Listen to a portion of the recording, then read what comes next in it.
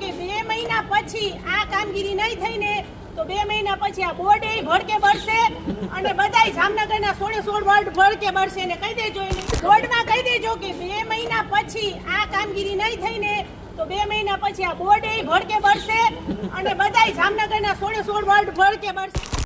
જામનગરમાં આજે મહાનગરપાલિકાની સામાન્ય સભા યોજાઈ હતી।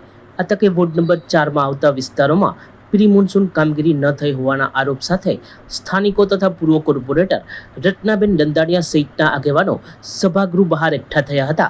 સભામાં વોર્ડ નંબર 12ના કોંગ્રેસના કોર્પોરેટર તથા ગુજસી ટોકવાડા પ્રકરણમાં આરોપી અલ્તાફભાઈ ખફી પણ પોલીસ જાપ્તા સાથે સામેલ થયા હતા।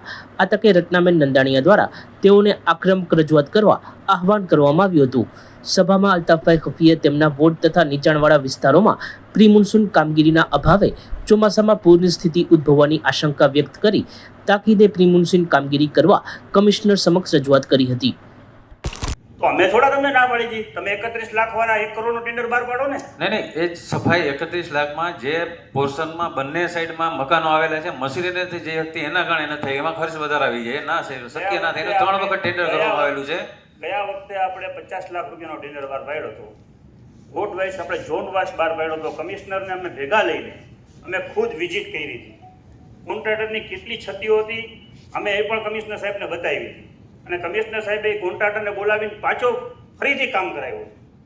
સાહેબ હજી વરસાદ નથી થયો જામનગરમાં, તમારું પહેલું ચોમાસું છે જામનગર, અમારી આખી જિંદગી નીકળી ગઈ છે આ શહેરમાં। 5 ઇંચે વરસાદ થશે ને એટલે માણસોના ઘરમાં પાણી ભરાશે। આ પ્રી મોન્સૂનની કામગીરી અત્યારે નહીં કરીને આ વાસ્તવિકતા છે સાહેબ, તમને ઓફિસમાં કોઈ નહીં કહે, અમુક સભ્યોની મર્યાદા છે એ તમને નહીં કે ક્યારે એકલા બોલાવીને કે પૂછજો તો કહેશે, પણ આ વાસ્તવિકતા છે મારે કેવી જશે સાહેબ, આ મારું શહેર છે। એ પ્રી મોન્સૂનની કામગીરી જો સમયસર અને ગ્રાઉન્ડ ઝીરોથી કરવામાં નહીં આવે તો લોકોના ઘરમાં પાણી ભરાશે, લોકો હેરાન પરેશાન થશે સાહેબ। એમાં મારા વિસ્તારમાં ખાસ કરીને વોર્ડ નંબર 12માં અત્યારે અહીંયા બ્રિજનું કામ ચાલુ છે, બ્રિજ મંજૂર કરવામાં પણ અમે એટલી મહેનત કરી છે, ત્યાં જે ડાયવર્ઝન કાઢ્યો છે એની પણ તમે એકવાર વિઝિટ લ્યો, એ પણ આખું રવિ અત્યારે પ્રી મોન્સૂન કામગીરીનું આખું તૂટી ગયું છે, એને પણ નવું કરી ચાલુ કરી અને એ ડાયવર્ઝન પણ ચાલુ થઈ જવું જોઈએ, એ રીતની કાંઈક વ્યવસ્થા કરી દો।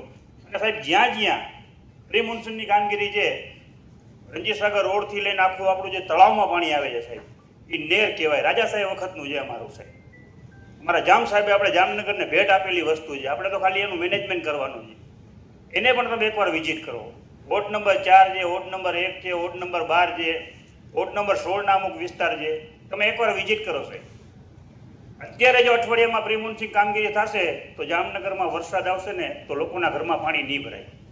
બાકી જો પ્રી મોન્સૂન કામગીરી આમને આમ રહી અને વરસાદ 5 ઇંચે આવ્યો સાહેબ તો બધાના ઘરમાં પાણી ઘડી જશે, એક માળ સુધી પાણી પહોંચી ગયા। એટલે આપ સાહેબને એટલી એક સૂચન છે કે સાહેબ ઓફિસમાંથી બહાર નીકળી એકવાર રૂબરૂ ચર્ચા। ભાઈ ખાસાપતા વિસ્તારમાં સભ્યશ્રી સાથે મુલાકાત લીધેલી છે અને જે વિસ્તારોની આપ વાત કરો છો ત્યાં પણ મુલાકાત લીધેલી। જામનગરના વિભાપરની પૃથ્વી દિનેશભાઈ સંઘાણીએ Skyroot Aerospace guidance navigation and control ટીમમાં કંટ્રોલ સિસ્ટમ લીડ તરીકે કામ કરી મિશન આગમન હેઠળ પ્રથમ ખાનગી ઓર્બિટલ રોકેટ વિક્રમ 1ના લોન્ચ વ્હીકલ માટે ઓટો પાયલોટ ડિઝાઇન કરી ડેવલપ કરવામાં મહત્વની કામગીરી કરી હતી। વિક્રમ 1નું હરિકોટાથી સફળ પરીક્ષણ થતાં ઐતિહાસિક સફળતા મળી હતી, જેમાં પૃથ્વીના મહત્વપૂર્ણ યોગદાનથી નગરને ગૌરવ પ્રાપ્ત થયું છે। મારું નામ દિનેશભાઈ મગનભાઈ સંઘાણી છે, રહેવાનું વિભાપર ગામમાં છે, ગુજરાત રાજ્યનું જામનગર જિલ્લાનું પાસે આવેલું એક ગામ વિભાપર ગામ છે અને મારી દીકરી પૃથ્વીબેન સંઘાણી સ્કાયરૂટ સાથે કામ કરી અને એક વિશ્વમાં સિદ્ધિ પ્રાપ્ત કરેલી છે, ભારતનું નામ ઉજળું કરેલું, એ બદલ અમને બધાને ખૂબ ખૂબ આનંદ છે, પરિવારને પણ ખૂબ આનંદ છે।